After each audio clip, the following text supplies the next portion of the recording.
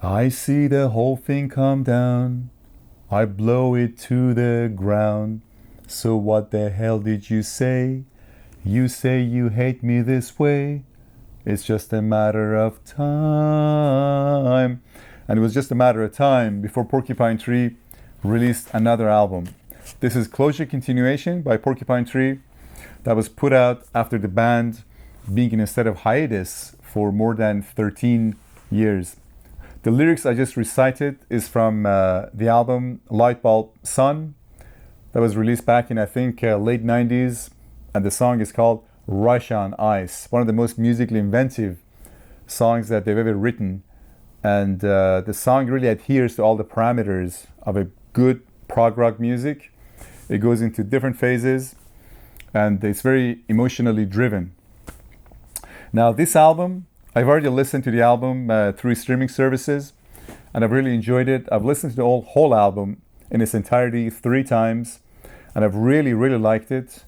And it's really an evolution in terms of sound, in terms of lyrics, in terms of basically collaboration of the band members. It seems to be one of the most collaborative albums that this group of people have done together. Now, of course, the main brain, really the driving force behind Porcupine Trees is Steven Wilson, who founded the band by himself back in the 80s. And initially the band had all these imaginary members. But then later on, he realized that the band has a lot of potential as a live act that needs to be developed. And he started recruiting all these good musicians, Richard Barbieri on the keyboard, Colin Edwin on the bass, and of course Chris Maitland back in the days on the drums. Maitland was replaced in early 2000 prior to, or maybe during the recording sessions for the In Absentia, and he was replaced by Gavin Harrison. Initially, Gavin Harrison was the session drummer, but then he assumed a permanent role as a drummer of the band.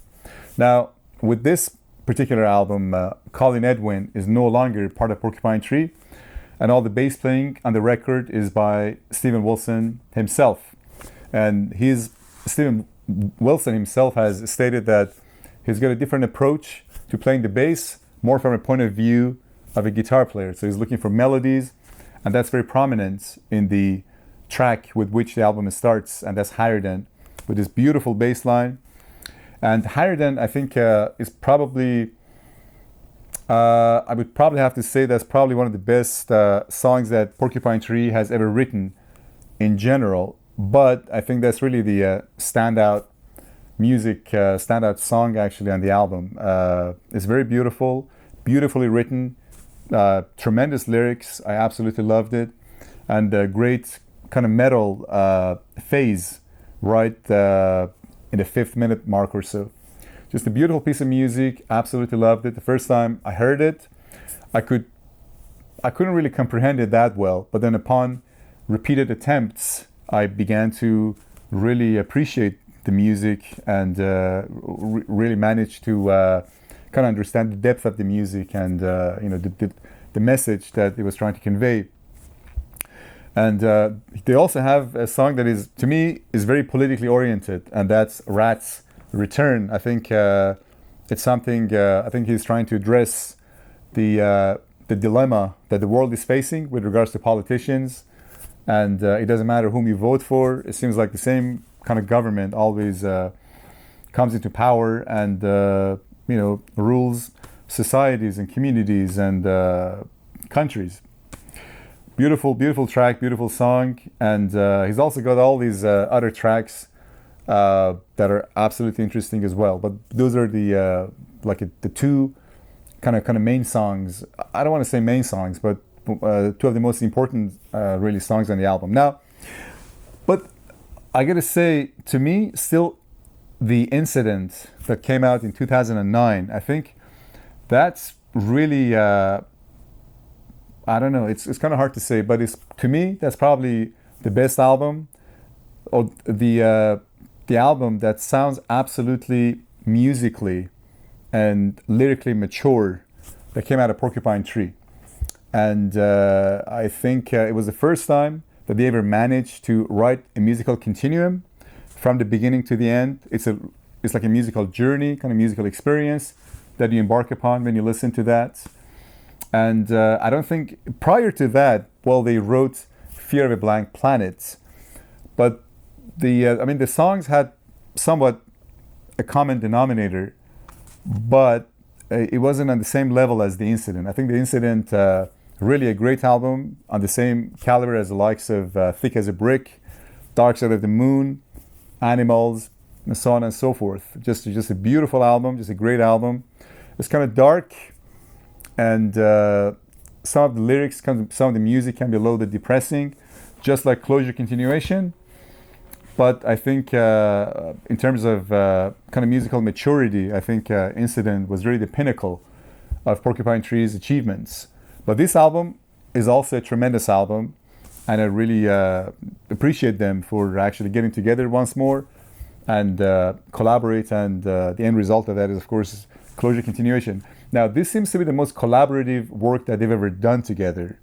I listened to some interviews, or watched some interviews actually on YouTube as well, that Richard Barbieri and Steven Wilson were talking about how each one of them actually inspired the other to write music for the album. I think with respect to one of the songs, I think Barbieri was saying that he would actually work on some sort of kind of multi-layer, multi-textural sound. He would send it to Steven Wilson to inspire him to write some melodies, write some chords, write some lyrics, and then Wilson would actually send that file back to Barbieri to add more texture, to add more sound stage, and that's how the music kind of evolved over time, and that's wonderful. So one thing I have to say that's a little bit disappointing is I pre-ordered the Deluxe edition of the album long time ago, but then it hasn't been shipped yet. So the album was released 2 weeks ago, I think, even more than that, but it hasn't been shipped, and it doesn't seem that there's any there's no communication from Amazon. I ordered it through Amazon, but it seems like other people who placed their order through Burning Shed, they've had a similar experience. They've never received, their Deluxe edition, and the prospect of getting one is that of a questionable one. Nobody knows when the Deluxe version is ever going to get shipped. So just have to wait up on that. But for me, I had to get my hands on the album, so to establish some sort of a tangible relationship with the music and have the lyrics in front of me. So I ordered the vinyl version. Now, one thing I gotta say, it's an album that's digitally recorded, and it's just transferred to vinyl. So it's never gonna sound as good as a CD because it's a digital copy of the album that's just been transferred to vinyl. But still something tangible, something substantial, something I can hold in my hand and relate to as a work of art. So let's open this together. I just received this today, and I ordered it through Barnes & Noble. So let's see.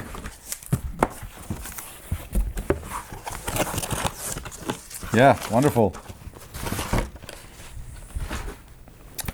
Porcupine Tree, Closure Continuation. And it's something interesting. It could be my mere imagination, but it seems to me that this is the first time that actually we're getting a glimpse into really the nature of Porcupine Tree, or the term Porcupine Tree, as to where it came from and what inspired Wilson to actually come up with that term. I think it's really a reference to a tree that you see in the background. So you see all these other trees are all kind of nice, and they got leaves, they got flowers on them, with the exception of the tree in the center that's kind of dried out, and it doesn't look it's not a very happy tree. It's not really thriving. That's the word I was looking for. So all these other trees, they seem to be thriving, and they got flowers and everything, with the exception of the tree in the center. So maybe that's maybe he wanted Porcupine Tree to symbolize sort of that kind of dark and kind of more poetic, more kind of melancholic side of reality. So I mean, it could be my mere imagination, but that's why I think he put that right in the center. All right, so let's take a look. Let's go ahead and unwrap the album and see what we have. I should have probably brought my knife, but that's okay. This is Porcupine Tree Closure Continuation, black vinyl. And it's got a catalog number as well.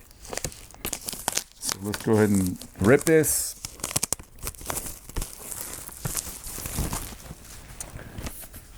All right. And who knows? I mean, who that person is in the background. Is that Steven Wilson in his childhood? Who knows? So it says lucky 10 hole, win a free game. Up there.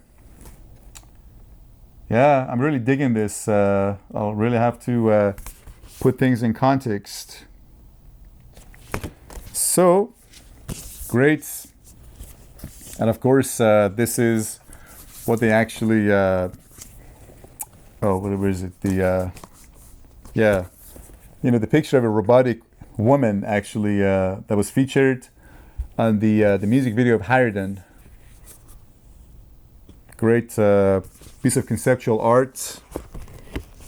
Yeah, and here is the this beautiful vinyl that I'm going to be listening to pretty soon. So let's see what's on the first side. We got Harridan, Of the New Day, Rat's Return, and Dignity.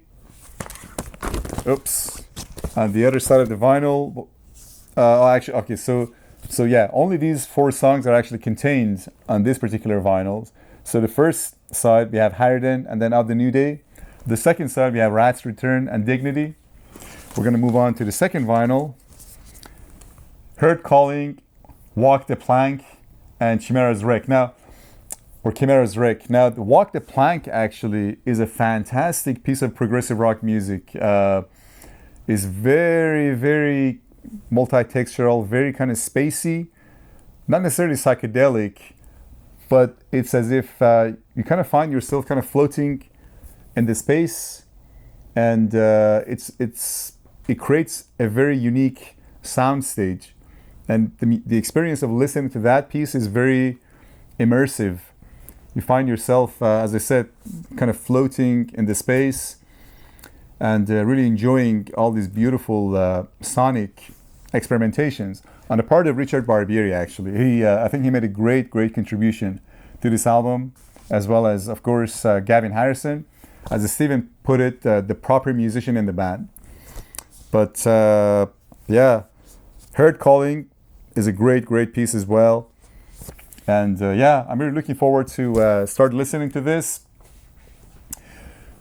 the album in its entirety. And this album is more like watching a movie. You have to start from the very beginning. Although Steven Wilson himself has said that this is not really a musical continuum. He's written a lot of these songs, or they've written a lot of songs in isolation. So they don't necessarily exhibit the same subject matter. But from an artistic point of view, I think you can probably find some common themes between all the tracks and kind of connect them all together. Because the interpretation of a music listener, I think, is as valid as the main message that the artist wanted to convey to the audience. So if I interpret this piece of music to be telling me this, that is extremely valid and is as valid as what the artist intended to convey to the audience. So that's just my take. That's my point of view on music albums in general. So yeah, I'm still waiting to get my hands on the deluxe version, and I can hardly contain my excitement, contain my emotion, because that particular one actually, or that version, that edition, has all these extra songs, some of the cast-off materials, and some of the acoustic versions of the songs as well. So I'm kind of looking forward to actually listen to that as well. Yeah, so that's just wanted to share that with you guys. I finally got my hands on Closure Continuation, so I can listen to it hopefully tonight. And yeah, if you haven't done so already, please do subscribe to the channel. I have more interesting, more exciting materials to come in the future. And by the way, I've already got my tickets to Porcupine Tree concert in September in San Francisco. So if you're also attending, maybe we can meet up and have a chat about Porcupine Tree and music in general. Thank you very much for watching my video. I wish you a pleasant and a wonderful evening. Cheers. Thank you.